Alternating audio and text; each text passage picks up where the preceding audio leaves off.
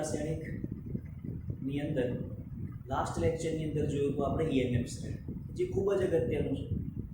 ખાસ ધ્યાન રાખજો, વિદ્યુત રાસાયણિકની અંદર EMF શ્રેણીની અંદરથી જ મેજોરિટી ક્વેશ્ચન આપણને ખબર પડી જતા હોય છે અને એનો ઉપયોગ ખૂબ જ અગત્યનો છે. ધાતુની સક્રિયતા શ્રેણી, રિડક્શન પોટેન્શિયલ, ઓક્સિડેશન પોટેન્શિયલ, આના આધારે જ આજે આપણે આગળ કંઈક અલગ શીખીશું આના માટેનું.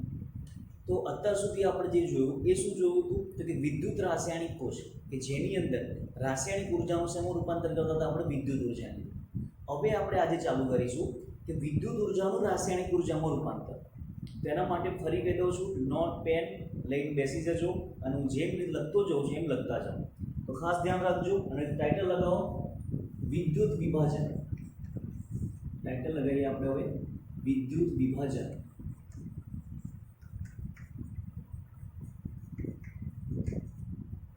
અને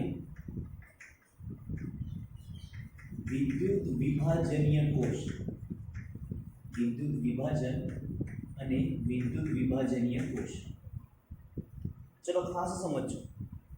હવે આ કોષની અંદર શું થાય છે તો આની અંદર વિદ્યુત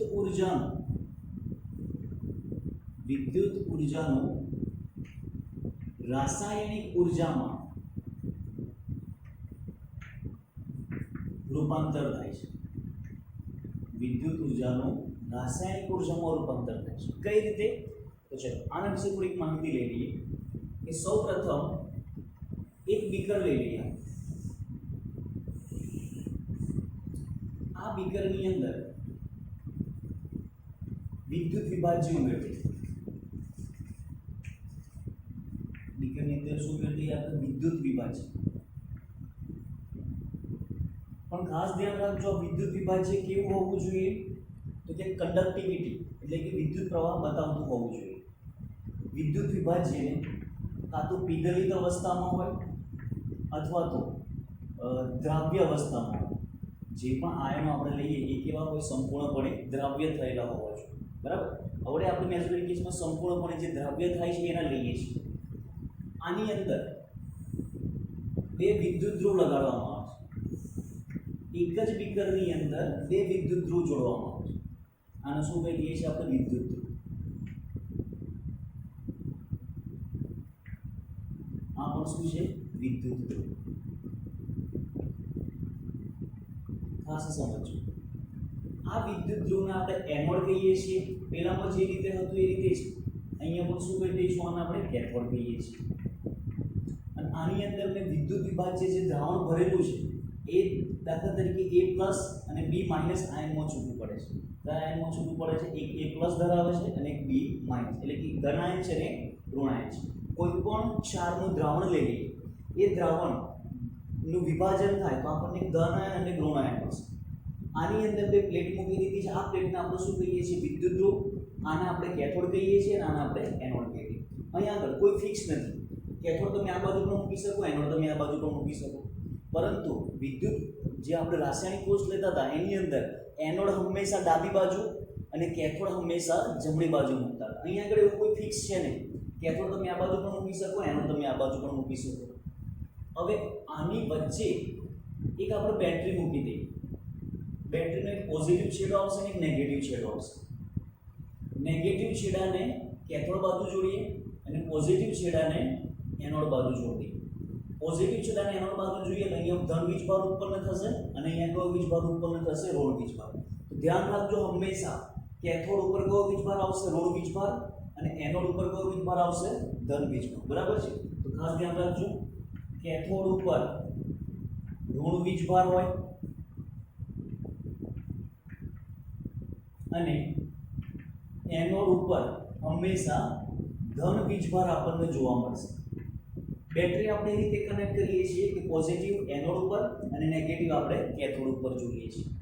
હવે બેટરીમાંથી વિદ્યુત પ્રવાહ પસાર કરીએ, બેટરીમાંથી કરંટ પાસ કરીએ આપણે. તો કરંટના લીધે અહીં આગળ જે ઋણાયન અને ધન આયન છે એમને હલનચલનમાં ઉર્જા મળશે. ઉર્જાના કારણે એમની હલનચલન થાય છે અને હલનચલનને કારણે જે પણ વીજભાર છે એ પોતાનાથી વિરુદ્ધ વીજભાર ધરાવતા વિદ્યુત ધ્રુવ ઉપર જતો રહેશે. દાખલા તરીકે નેગેટિવ છે તો કઈ જતો રહેશે? એનોડ ઉપર. પોઝિટિવ છે તો કઈ જતો રહેશે? કેથોડ ઉપર. બરાબર છે. તો અહીંયા લખીએ આપણે કે વિદ્યુત પ્રવાહ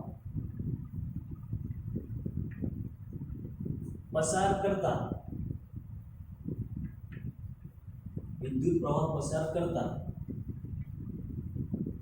વિદ્યુત વિભાજ્યમાં રહેલા આયનો માં ગતિ ઉત્પન્ન થાય છે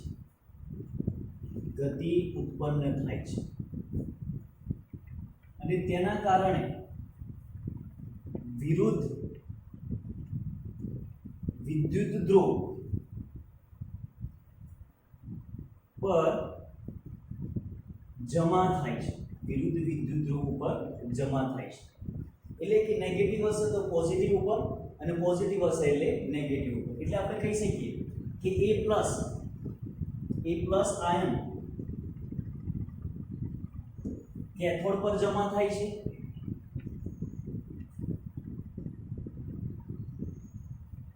અને B- આયન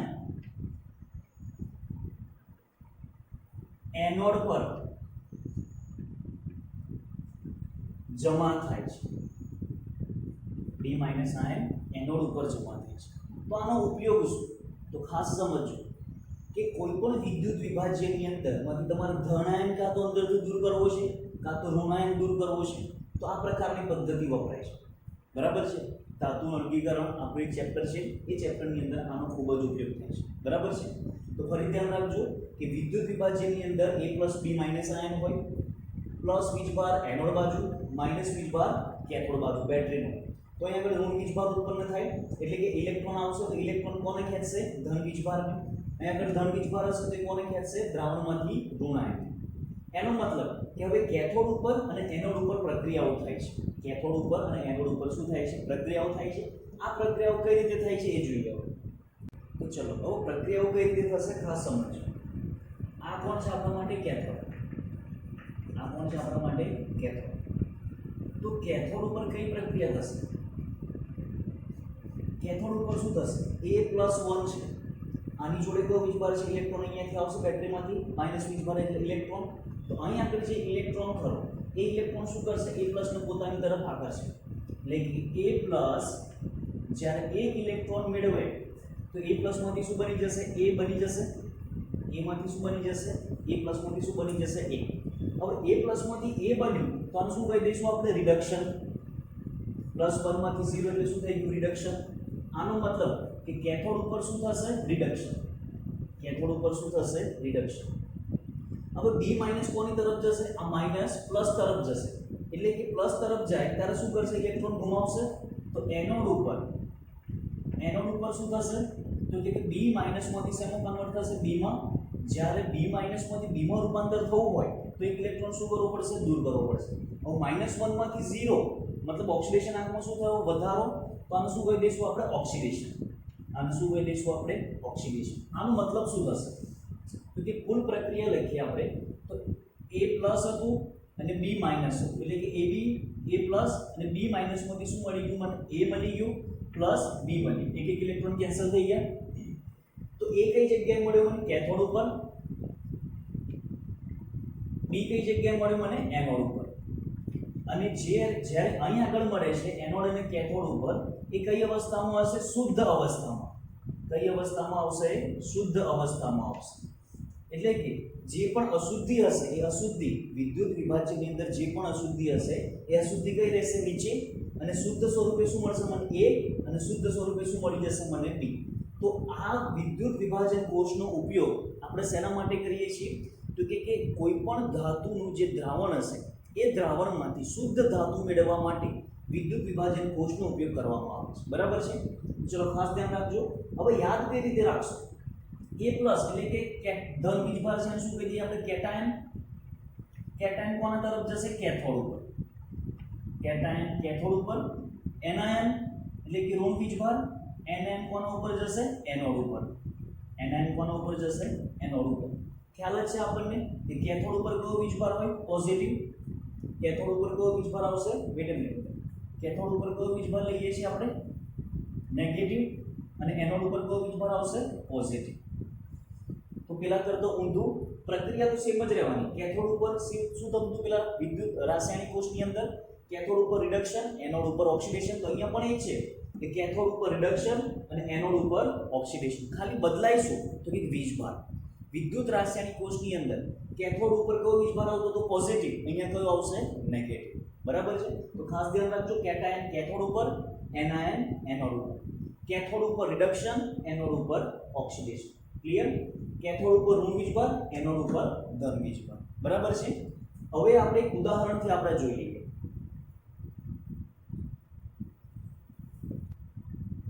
દાખલા તરીકે મેં NaCl નું NaCl નું મારે વિદ્યુત વિભાજન કરવું છે. કયો NaCl પણ પીગલિત અવસ્થામાં, કઈ અવસ્થામાં? પીગલિત અવસ્થામાં NaCl નું વિદ્યુત વિભાજન કરું છું. તો આની અંદર શું હાજર હશે? Na+ અને Cl- હાજર હશે. તો પ્રક્રિયા શું થશે? Na+ પ્લસ કોની બાજુ જશે? કેથોડ બાજુ. માઈનસ કોની બાજુ જશે? એનોડ બાજુ. તો કેથોડ ઉપર કેવી પ્રક્રિયા થશે?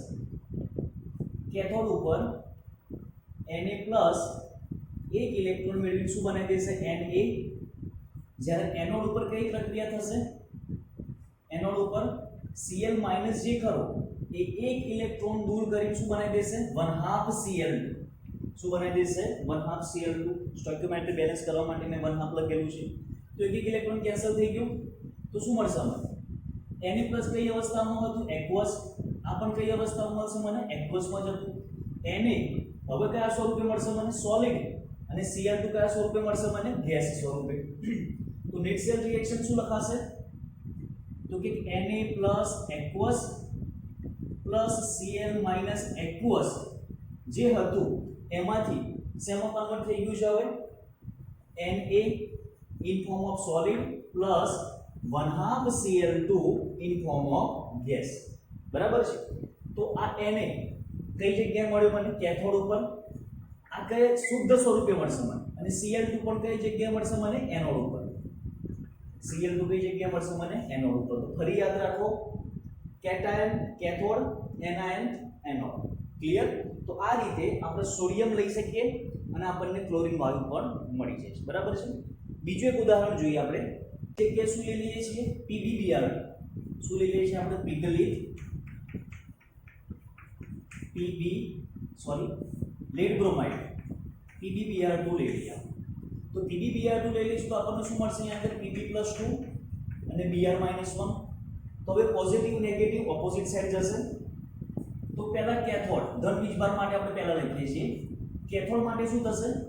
તો કે Pb+2 દ્રાવણમાં જે Pb+2 ધન વીજભાર છે એ ઋણ વીજભાર પ્રત્યે આકર્ષિત થાય. તો કેટલા ઇલેક્ટ્રોન મેળવશે? 2 ઇલેક્ટ્રોન મેળવશે અને શેમાં કન્વર્ટ થઈ જશે? Pb lead in form of solid. જ્યારે એનોડ ઉપર શું થશે? એનોડ ઉપર કોણ જશે? Br- છે. આ Br- 2 ઇલેક્ટ્રોન દૂર કરશે અને શેમાં કન્વર્ટ થઈ જશે? Br2 માં. કેમ મેં આમ તો એક જ લખાય પરંતુ ઉપર 2 છે એટલે મેં 2 કર્યા. તો અહીંયા આગળ શું થઈ જશે? 2 Br- થઈ જાય. બરાબર છે. તો અહીંયા આગળ શું મળી જશે મને? Pb+2 plus 2 times Br- તો Pb plus Br2. તો આ Pb કઈ જગ્યાએ મળશે મને? કેથોડ ઉપર. અને બ્રોમિન કઈ જગ્યાએ મળશે મને? એનોડ ઉપર. બ્રોમિન કઈ જગ્યાએ મળી જશે મને? એનોડ ઉપર. બરાબર છે. તો આ રીતે આપણે ધાતુના દ્રાવણમાંથી ધાતુને આપણે શું કરી શકીએ છીએ? મુક્ત કરી શકીએ છીએ. બરાબર છે.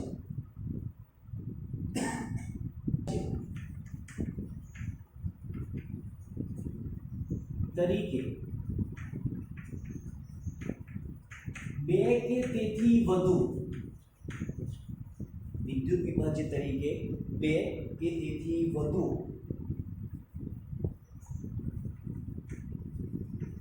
વિદ્યુત વિભાજ્ય 2 કે તેથી વધુ વિદ્યુત વિભાજ્ય હોય ત્યારે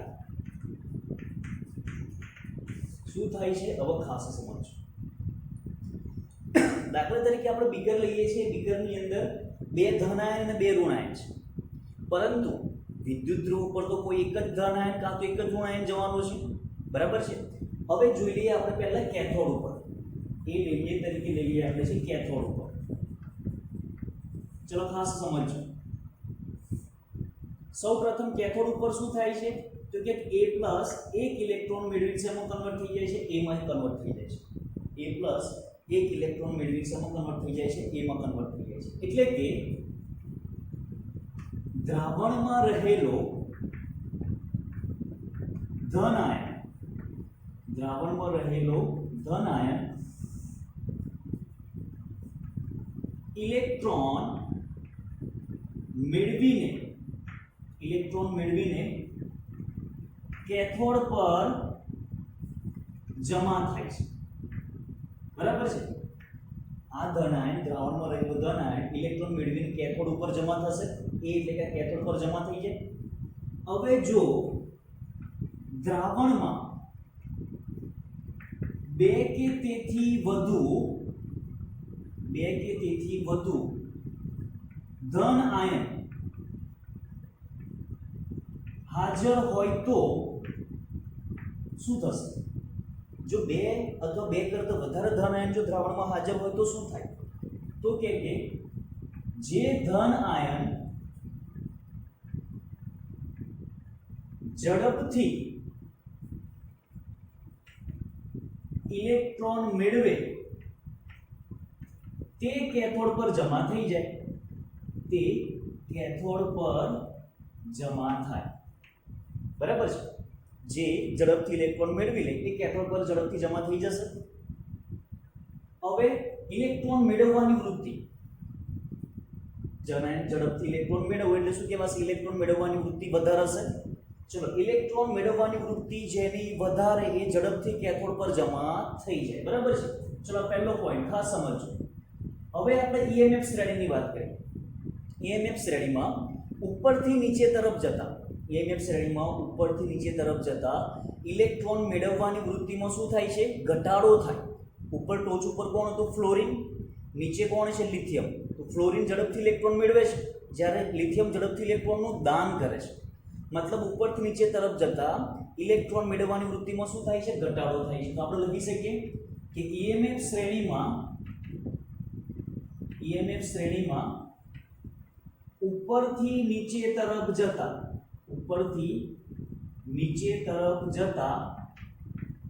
ઇલેક્ટ્રોન મેળવવાની વૃત્તિમાં શું થશે? ઇલેક્ટ્રોન મેળવવાની વૃત્તિમાં ઘટાડો થાય. બરાબર છે. આટલું ક્લિયર? EMF શ્રેણી વિશે આપણે લાસ્ટ લેક્ચરમાં જોઈ લીધું છે.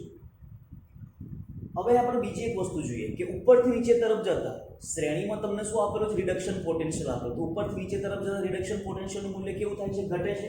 તો આપણે એવું કહી શકીએ કે શ્રેણીમાં ઉપરથી નીચે તરફ જતા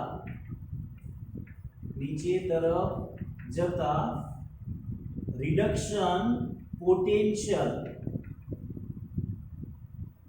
ના મૂલ્યમાં શું થાય છે? ઘટાડો થાય છે. રિડક્શન પોટેન્શિયલના મૂલ્યમાં શું થાય છે? ઘટાડો. ચલો, આ ત્રણ કન્ક્લુઝન ઉપરથી શું કહી શકીએ કે કેથોડ પર કોણ જમા થશે? પહેલું, જે ઝડપથી ઇલેક્ટ્રોન મેળવે કેથોડ પર જમા થાય. ઉપરથી નીચે તરફ જતા ઇલેક્ટ્રોન મેળવવાની વૃત્તિમાં ઘટાડો થાય અને રિડક્શન પોટેન્શિયલના મૂલ્યમાં પણ શું થાય છે? ઘટાડો થાય. મતલબ નીચે શ્રેણીમાં જે નીચે હશે એમનું ઇલેક્ટ્રોન મેળવવાની વૃત્તિ કેવી હશે? ઓછી. એમનું રિડક્શન પોટેન્શિયલ પણ ઓછું. જ્યારે ઉપરના જે તત્વો ખરા એ તત્વોનું રિડક્શન પોટેન્શિયલ કેવો કહેવાય? વધારે. અને ઝડપથી કેથોડ પર જમા થઈ જાય. તો આના ઉપરથી એવું કહી શકાય, ખાસ ધ્યાન રાખજો, નોંધ કરીને, મોસ્ટ ઇમ્પોર્ટન્ટ, કે જેનો SRP એટલે કે પ્રમાણિત રિડક્શન પોટેન્શિયલ વધુ તે કેથોડ પર જમા થાય.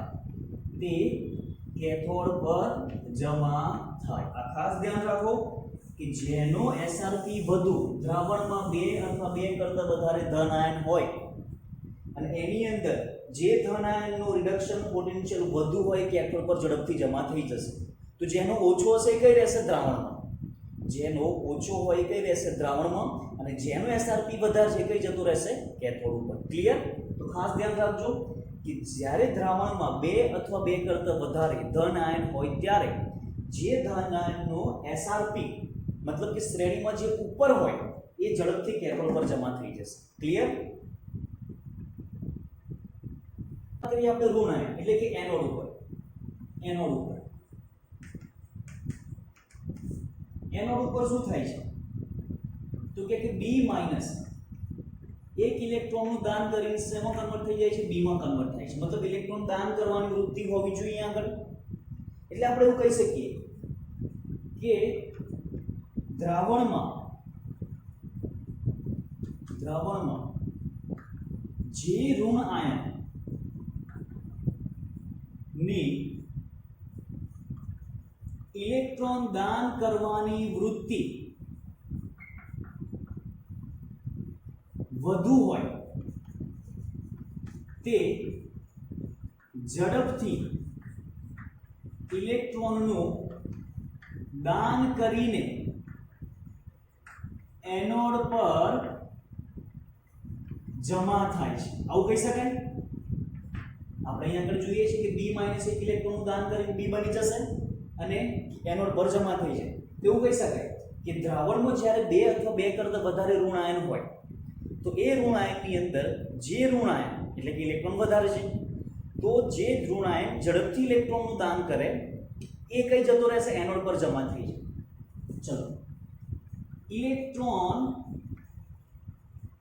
દાન કરવાની વૃત્તિ શ્રેણીમાં ઉપરથી નીચે તરફ જતા, યાદ કરો EMF શ્રેણીની અંદર ઉપરથી નીચે તરફ જતા ઇલેક્ટ્રોન દાન કરવાની વૃત્તિમાં શું થાય છે? વધારો થાય છે. ઇલેક્ટ્રોન દાન કરવાની વૃત્તિમાં શું થાય છે? વધારો થાય છે શ્રેણીમાં. તો આપણે એવું કહી શકીએ કે શ્રેણીમાં નીચે તરફ જતા SRP ના મૂલ્યમાં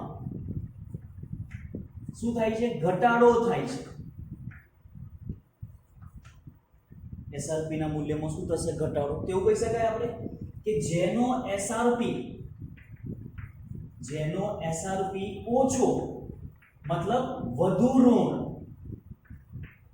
જેનો SRP ઓછો મતલબ વધુ ઋણ હોય તે એનોડ પર જમા થાય. કયા આગળ જમા થાય? એનોડ પર જમા થાય. ખાસ સમજો આને.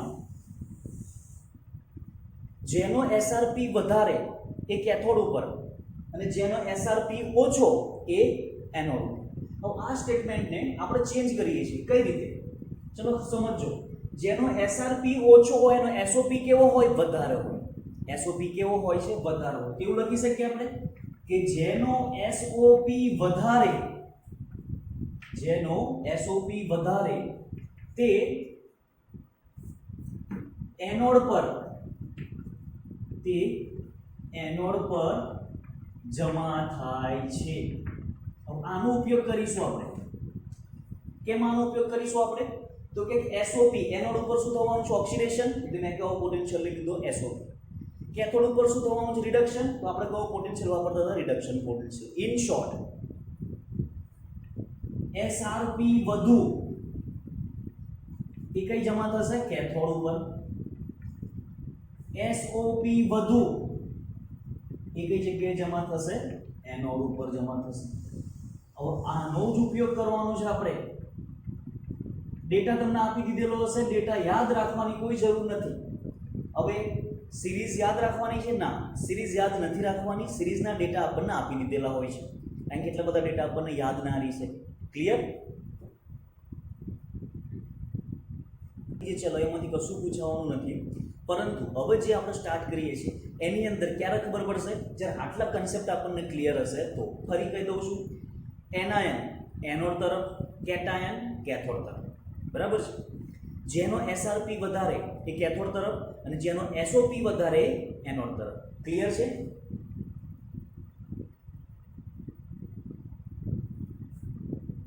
ઓકે, ફરી સમજો હવે કે અત્યાર સુધી આપણે જે પણ ચલાવ્યું છે એની અંદરથી આપણને કેટલી માહિતી યાદ હોવી જોઈએ? એનાયન એનોડ તરફ અને કેટાયન કેથોડ તરફ જતો હોય છે. ક્લિયર? હવે આના બેઝ ઉપર આપણે કેટલીક અગત્યની માહિતી લઈ લઈએ. તો સૌપ્રથમ લખીએ આપણે પહેલો ટોપિક છે એ કરીને લખીએ આપણે કે પીગલિત, ખાસ ધ્યાન રાખજો. ફર્સ્ટ જોઈએ છે આપણે પીગલિત NaCl નું વિદ્યુત વિભાજન. આગળ આપણે જોઈ લીધેલું છે, ફરી વખત જોઈ લઈએ. પીગલિત NaCl નું વિદ્યુત વિભાજન. હવે ખાસ સમજો, એક બીકર લઈ લીધું છે આપણે. એ બીકરની અંદર પીગલિત અવસ્થામાં NaCl ભરી દીધું છે. પીગલિત અવસ્થામાં NaCl ભરી દીધું છે. પીગલિત, આનો મતલબ સમજો. પીગલિત અવસ્થા એટલે કે એની અંદર પાણીનું પ્રમાણ ખૂબ જ ઓછું હશે.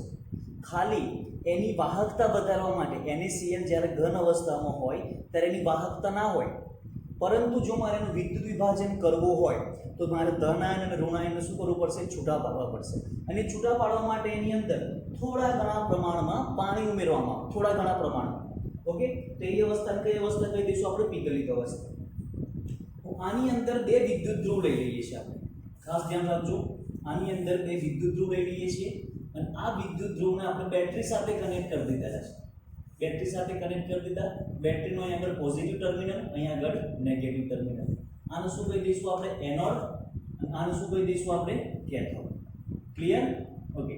કેથોડ ઉપર શું થવાનું છે અહીં આગળ? Na+Cl- છે, તો પ્લસ આ બાજુ, Cl આ બાજુ. ચલો, તો એનોડ ઉપર કઈ પ્રક્રિયા થતી હશે? એનોડ ઉપર Na+ એક ઇલેક્ટ્રોન મેળવીને Na માં કન્વર્ટ થઈ જશે અને કેથોડ ઉપર શું થશે? તો કે Cl- એક ઇલેક્ટ્રોન દૂર કરીને 1/2 Cl2 બનાવી દેશે. આ કઈ અવસ્થામાં? ગેસ. આ કઈ અવસ્થામાં? સોલિડ.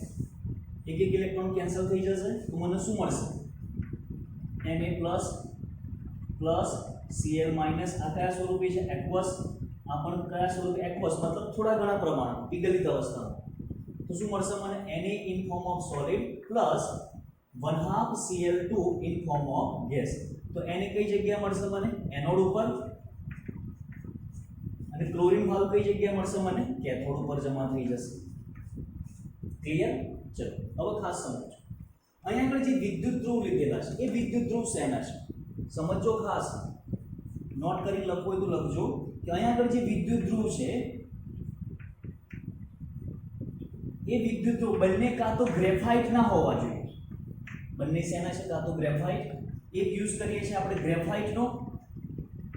ગ્રેફાઇટને આપણે એનોડ તરીકે લઈ લઈશું અને સ્ટીલનો આપણે શેના તરીકે લઈ લઈશું? કેથોડ તરીકે. બંને ગ્રેફાઇટનો લેશો તો પણ વાંધો નહીં, પરંતુ અહીંયા જે પણ વિદ્યુત ધ્રુવ લઈએ છીએ આપણે એ વિદ્યુત ધ્રુવ કેવા હોવા જોઈએ? નિષ્ક્રિય હોવા જોઈએ. કેવા હોવા જોઈએ? નિષ્ક્રિય વિદ્યુત ધ્રુવ.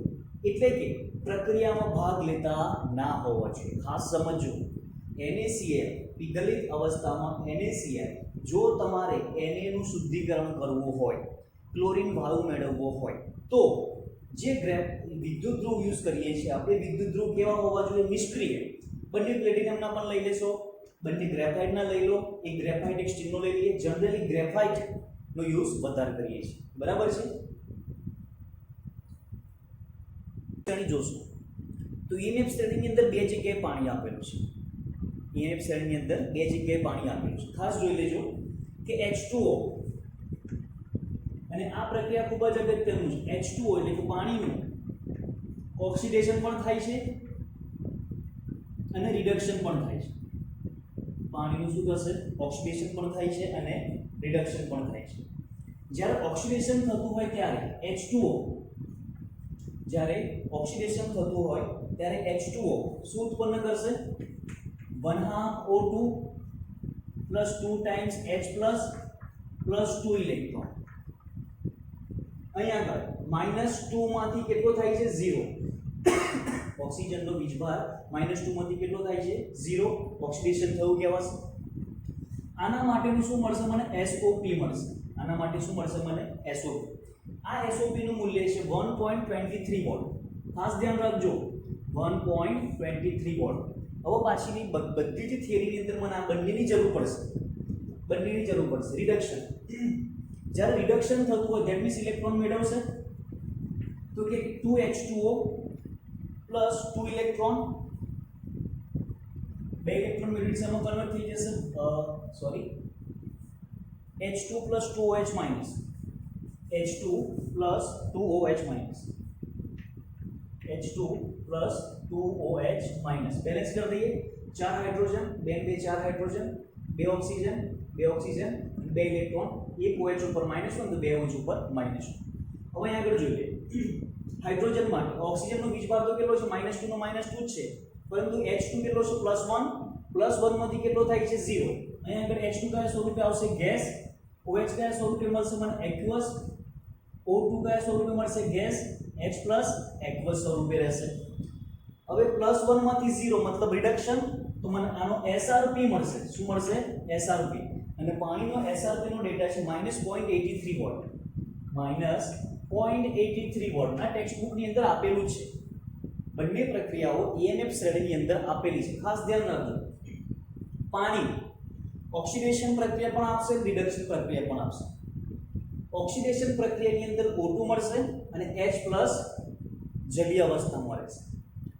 H2O જ્યારે રિડક્શન કરે ત્યારે H2 ગેસ સ્વરૂપે અને OH- એક્વસ સ્વરૂપે. ડેટા કમ્પલસરી યાદ રાખજો કે SOP, પાણીનો SOP 1.23 વોલ્ટ અને પાણીનો SRP -0.83 વોલ્ટ. બરાબર છે, આ ખાસ ધ્યાન રાખજો.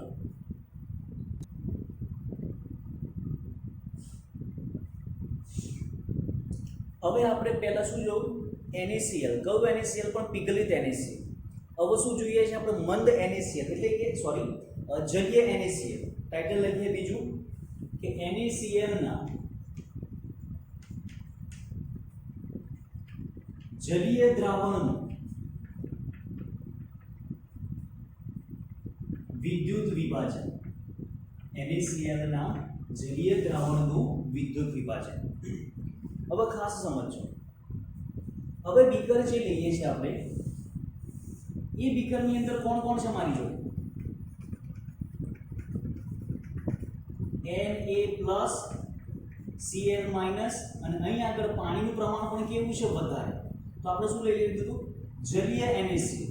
શું લીધું છે આપણે હવે, જલીય NaCl. તો ખાસ સમજો, પીગલિત અવસ્થામાં પાણીનું પ્રમાણ કેવું હતું, ખૂબ જ ઓછું. હવે જ્યારે જલીય મંદ NaCl, જલીય એટલે કે એક્વસ NaCl લઈ લઈએ છીએ, મંદ જલીય દ્રાવણ.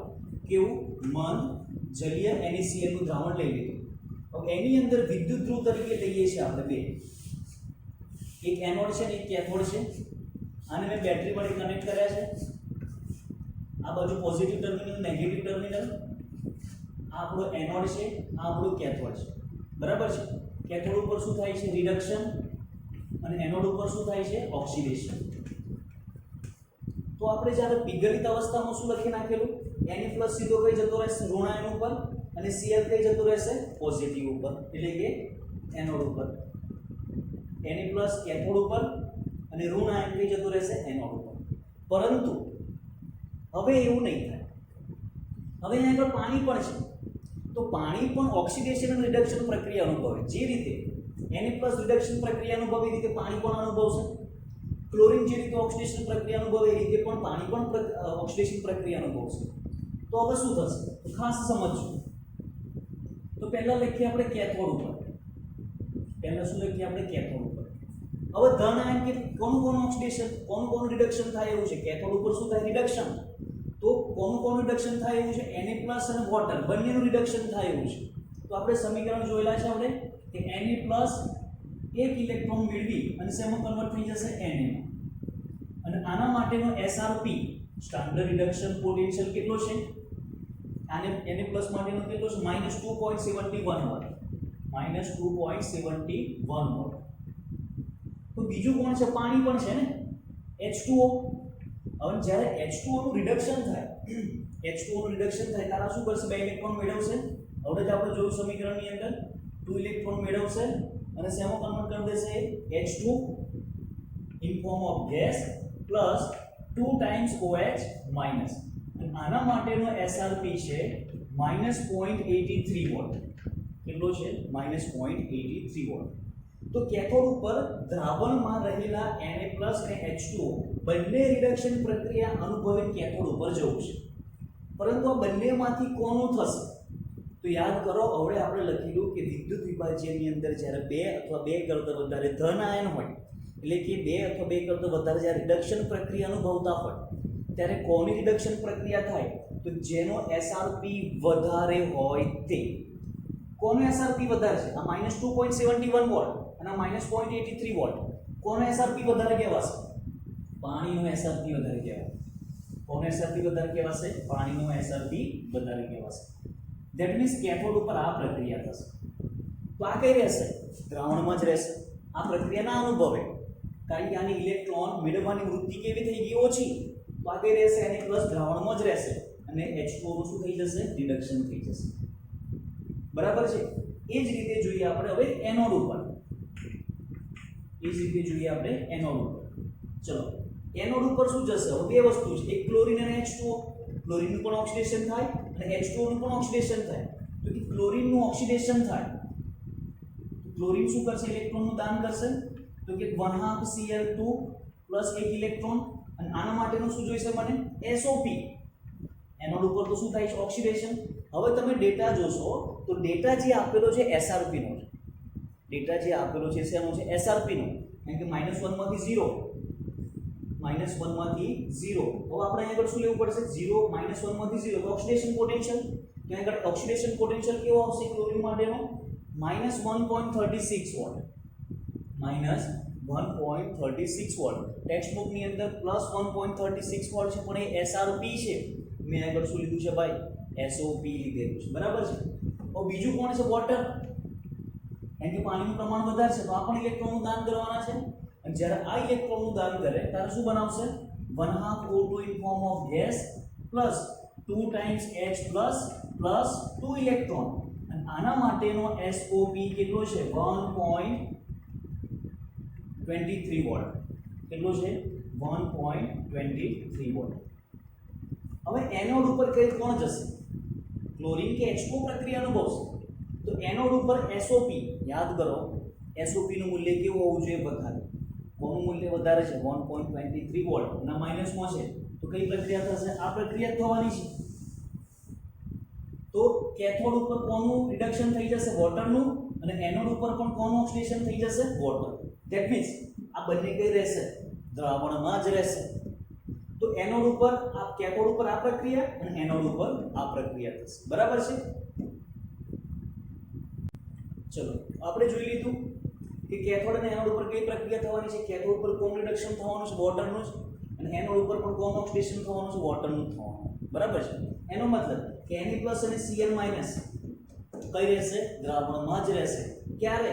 જ્યારે જલીય NaCl લઈ લઈએ તો. ટીકલી NaCl માં Na+ કેથોડ બાજુ અને Cl- કઈ બાજુ જતો રહેશે? એનોડ બાજુ. પરંતુ જલીય માધ્યમની અંદર એટલે કે જલીય NaCl માં Na+ અને Cl- ઓક્સિડેશન કે રિડક્શન પ્રક્રિયા અનુભવતા નથી. એની જગ્યાએ કોનું થઈ જશે? વોટરનું થઈ જાય છે. હું આ નેટ સેલ ઇક્વેશન લખું તો શું લખાશે? 2 + 1 3H2O લખાશે. gives આ 2 ઇલેક્ટ્રોન તો કેન્સલ થઈ ગયા. તો શું મળી ગયું મને? H2 in form of gas plus 1/2 O2 in form of gas plus 2 times OH- અને 2 times H+ તો શું થઈ જશે? 2 times water થઈ જાય. 2 times શું થઈ જાય? water થઈ જાય. તો આ બાજુ 3 H2O, આ બાજુ 2 H2O. તો જો મારે કેન્સલ કરવું હોય તો શું થશે? કેન્સલ. અહીંયાથી 2 વોટર મોલેક્યુલ કેન્સલ કરી નાખું તો અહીંયાથી 2 નીકળી જાય. તો શું થઈ ગયું? 1 H2O નું કન્વર્ઝેશન થઈ ગયું. આનો મતલબ શું થશે? તો કે જેમ જેમ આપણે કરંટ એટલે કે વિદ્યુત પ્રવાહ પસાર કરતા જઈએ તેમ H2 અને O2 નું ઉત્પાદન થયા કરશે. H2 નું ઉત્પાદન કઈ આગળ થશે? H2 કઈ મળે છે આપણને? ગેસ કેથોડ ઉપર. અને O2 કઈ જગ્યાએ મળશે મને? એનોડ ઉપર. O2 કઈ આગળ મળશે મને? એનોડ ઉપર મળશે. બરાબર છે? તો Na+ અને Cl- કઈ રહેશે? અંદર જ રહેશે. એટલે કે દ્રાવણ કેવું રહેશે? તટસ્થ જ રહેશે. કારણ કે અહીંયાથી H+ અને OH- તો કેન્સલ થઈ ગયું. તો દ્રાવણ કેવું રહેશે? તટસ્થ. તો આગળ લખી શકીએ કે વિદ્યુત પ્રવાહ પસાર કરતા એનોડ ઉપર કોણ મળશે મને H2 ગેસ અને કેથોડ ઉપર કોણ મળશે મને O2 ગેસ. કેથોડ પર કોણ મળશે મને O2 ગેસ. અને દ્રાવણ કેવું રહેશે તટસ્થ. કારણ કે જેટલો H+ અને OH- બનેલો એ બંને જોડે શું બનાવી દીધું પાણી. અને પાણી તો કેવું હોય તટસ્થ. તો દ્રાવણ કેવું બનશે મને તટસ્થ. ક્લિયર. હવે અહીંયા આગળ જે વિદ્યુત ધ્રુવ લીધેલા છે એ વિદ્યુત ધ્રુવ કેવા હોવા જોઈએ ખાસ ધ્યાન રાખજો. વિદ્યુત ધ્રુવ કેવા હોવા જોઈએ નિષ્ક્રિય પ્રક્રિયામાં ભાગ લેતા હોવા જોઈએ નહીં. જનરલી કોણ વાપરીએ છીએ આપણે ગ્રેફાઇટ અથવા તો ઓર કરી લખીએ આપણે પ્લેટિનમ. કોણ લઈશું આપણે ગ્રેફાઇટ અથવા તો પ્લેટિનમ. ઇન શોર્ટ નિષ્ક્રિય વિદ્યુત ધ્રુવનો ઉપયોગ કરીને NaCl ના મંદ જલીય દ્રાવણમાંથી કેથોડ ઉપર H2 વાયુ અને ભૂલ કરી કેથોડ ઉપર કોણ મળશે મને H2 વાયુ. કેથોડ ઉપર કોણ મળશે મને H2 વાયુ. તો હું લખી દઉં H2 કઈ જગ્યાએ મળશે મને કેથોડ ઉપર અને એનોડ ઉપર શું મળશે મને O2 બરાબર છે. તો કેથોડ ઉપર H2 વાયુ અને એનોડ ઉપર કોણ જઈ જશે O2 બરાબર છે. તો હવે ત્રીજું જોઈએ આપણે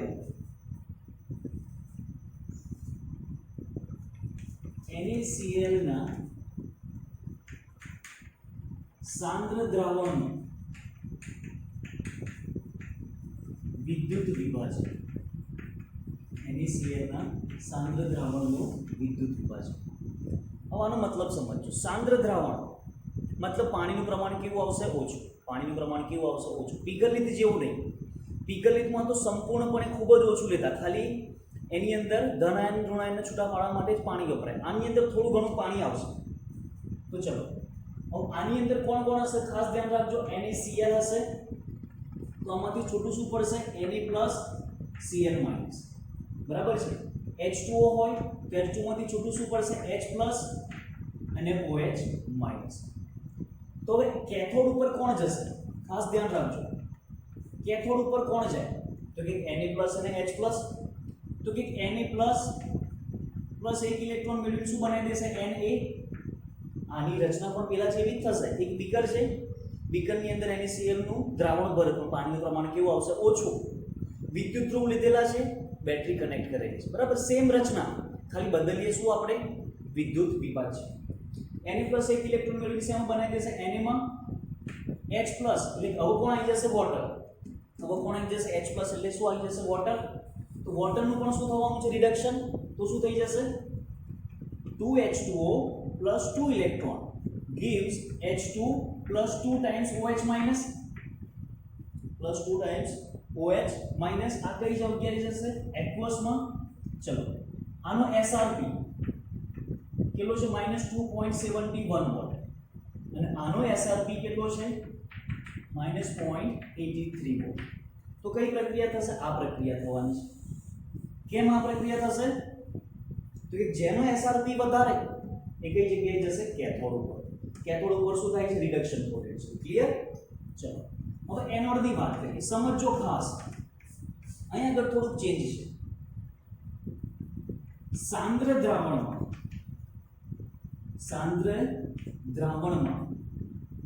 OH- ની સાંદ્રતા કેવી હોય ઓછી હોય છે. સાંદ્ર દ્રાવણ મતલબ NaCl નું પ્રમાણ વધારે અને H2O માંથી જે OH- ની સાંદ્રતા કેવી H2O નું પ્રમાણ ઓલરેડી ઓછું છે તો એમાં OH- ની સાંદ્રતા કેવી આવશે ઓછી. અને Cl- નું પ્રમાણ કેવું છે વધારે છે. Cl- નું પ્રમાણ કેવું છે વધારે છે. એટલે હવે જે એનોડ ઉપર જે ઓક્સિડેશન થવાનું છે એ ઓક્સિડેશન કોનું થશે ક્લોરીનનું થઈ જશે. ક્લોરીન. તો ક્લોરીનનું ઓક્સિડેશન થઈ જઈને શું બનાવી દેશે 1/2 Cl2 પ્લસ 1 ઇલેક્ટ્રોન. તો કમ્પલસરી આ જ પ્રક્રિયા થવાની છે. સાંદ્ર દ્રાવણની અંદર પાણીનું ઓક્સિડેશન થઈ શકશે નહીં. ફરી ધ્યાન રાખજો સાંદ્ર દ્રાવણમાં OH એટલે કે વોટરનું ઓક્સિડેશન થશે નહીં. ક્લિયર? તો કેથોડ ઉપર પાણીનો રિડક્શન અને એનોડ ઉપર ક્લોરીનનું ઓક્સિડેશન. હવે આ બંનેને કમ્બાઈન કરીને આપણે પ્રક્રિયા લખીએ. ચલો તો આપણે પ્રક્રિયા લખી નાખી છે કે કેથોડ ઉપર પાણીનું શું થઈ જશે રિડક્શન અને એનોડ ઉપર ક્લોરીનનું શું થઈ જશે ઓક્સિડેશન. બેલેન્સ કરવા માટે અહીં આગળ 2 ઇલેક્ટ્રોન છે તો અહીં આગળ 2 ઇલેક્ટ્રોન લખવા માટે મેં શું કર્યું તત્વયુગ્મિતિ ગુણાંક 2 2 ક્લોરીન 2 ઇલેક્ટ્રોનનું દાન કરીને શું બનાવી દેશે Cl2 ગેસ. તો બબે ઇલેક્ટ્રોન કેન્સલ થઈ જાય તો શું મળશે 2H2O + 2Cl minus 2H2O in form of liquid લઈ લઈએ plus 2Cl minus in form of aqueous માંથી શું મળશે મને H2 in form of gas plus Cl2 in form of gas plus 2 times OH minus in form of aqueous મળશે મને. આના ઉપરથી શું કહી શકાય કે વિદ્યુત પ્રવાહ પસાર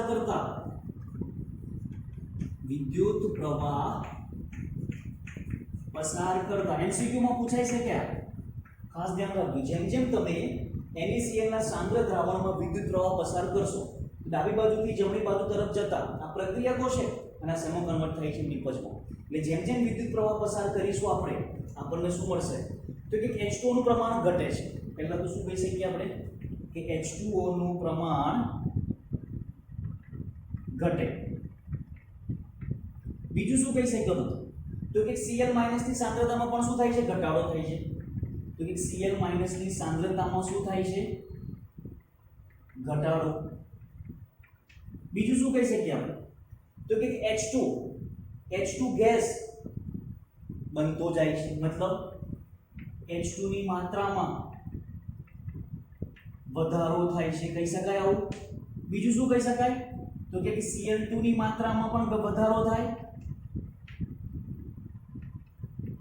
ચલો બીજું શું કહી શકાય કે દ્રાવણમાં OH- નું પ્રમાણ વધે છે. OH- નું પ્રમાણ વધે તો દ્રાવણ કેવું થઈ જાય બેઝિક એટલે કે દ્રાવણ બેઝિક બને છે. કેમ બને છે બેઝિક તો કે OH- નું પ્રમાણ વધે છે. OH- નું પ્રમાણ કેવું થઈ જાય છે વધી જાય છે. તો આ ખાસ ધ્યાન રાખજો કે સાંદ્ર NaCl ના દ્રાવણની અંદર H2 નું પ્રમાણ ઘટે Cl ની સાંદ્રતામાં ઘટાડો થાય H2 ની માત્રામાં વધારો થાય Cl2 ની માત્રામાં વધારો થાય અને દ્રાવણ કેવું બનશે એન્ડ ઓફ ધ રિએક્શન દ્રાવણ કેવું બની જશે બેઝિક બની જાય. હવે બેઝિક બની જાય તો pH નું મૂલ્ય pH નું મૂલ્ય 7 કરતા કેવું આવે વધારે. તો આપણો ક્વેશ્ચન પૂછી શકાય કે NaCl ના દ્રાવણનું સાંદ્ર દ્રાવણનું વિદ્યુત વિભાજન કરતા પ્રક્રિયાને અંતે વધેલું દ્રાવણની pH કેટલી હોય એટલે અમુક વેલ્યુ આપી દેશે. એક વેલ્યુ કેવી આવશે 7 કરતા વધારે. તો આન્સર કેવું છે કે આપણે pH > 7. ક્લિયર? ઓકે. હવે આને યાદ કઈ રીતે રાખશો તો સમજો. આપણે લીધેલું શું NaCl Na+ Cl-. બીજું શું લીધેલું H+ વોટર એટલે કે H+OH-. તો જુઓ કેથોડ ઉપર કોણ જમા થઈ જશે H2. કેથોડ ઉપર કોણ જમા થઈ જશે H2. કઈ આગળ કેથોડ ઉપર Cl- માંથી શું બનાવી દેશે Cl2 કઈ જગ્યાએ એનોડ ઉપર તો વધ્યું શું NaOH. તો બીકરમાં શું બની ગયું NaOH બની ગયું. તો આ NaOH ના ઉત્પાદન માટેની પણ પદ્ધતિ કહી શકાય. અને NaOH નું દ્રાવણ કેવું બનાવશે બેઝિક. NaOH નું દ્રાવણ કેવું થઈ જશે બેઝિક. બરાબર છે. તો આ રીતે ખાસ ધ્યાન રાખજો કે NaCl ના સાંદ્ર દ્રાવણનું વિદ્યુત વિભાજન કરતા આ સમજો એનોડ ઉપર ક્લોરીન અને કેથોડ ઉપર H2 વાયુ ઉત્પન્ન થાય છે. ક્લિયર? ઓકે.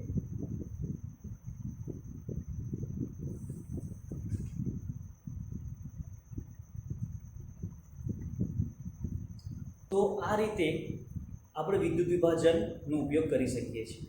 હજુ પણ બીજા વિદ્યુત વિભાજન છે એ આપણે હવે નેક્સ્ટ લેક્ચરની અંદર જોઈશું. બરાબર છે.